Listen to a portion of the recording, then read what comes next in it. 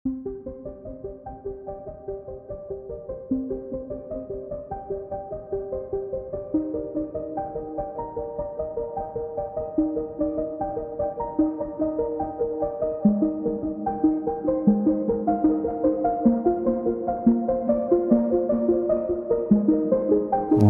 Алиев Талантбек, Нарын шаарынан болом, Нарын обласынан.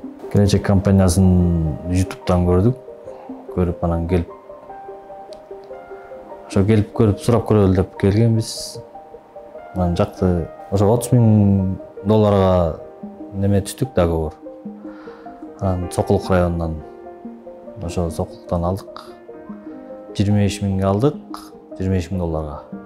30,000 кайра минус айтат да. Калган немеден төкчү акчадан.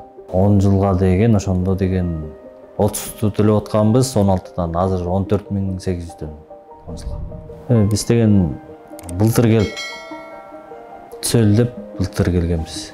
Пандемия башталып калды анан. Кое туралы деп анан быйыл келип анан түстүк да. Келсек дагы эле иштеп атыптыр, анан деп. Ар кимден сураштырдык. Анан ошо алдык. Документи бүттү, бүгүн бүтүрдүк. Мен өзүм сашикмин. Сварка жумуш кылам, анан гос жумушта иштейм. Ошентип келинчегим болуп чогултуп алып, анан алдык. Эми мен деле советтин алгыла.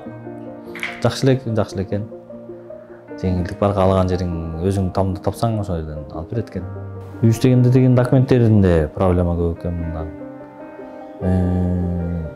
Ошо документ жагы көп проблема да. Ошондо көп болот экен. Алтайым ошол ар кандай сомнение боло берет деп ар кимге келип айта берет.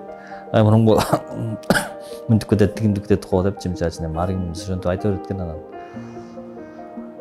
Мен болсо өзүм бияка келип акчаны төгөрдө келип, баягы неме кылып консультация алып антип аттым анан.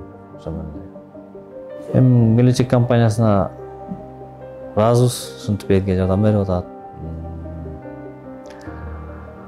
Силерге дагы ошол каларым ошентип алсаңар болот экен, коркпой жүрүп эле. Ошол эми ошончо акча менен булар деле кайакка качмак эле, мисалы үчүн. Монча бала көп киши иштейт экен. Алсаңар болот.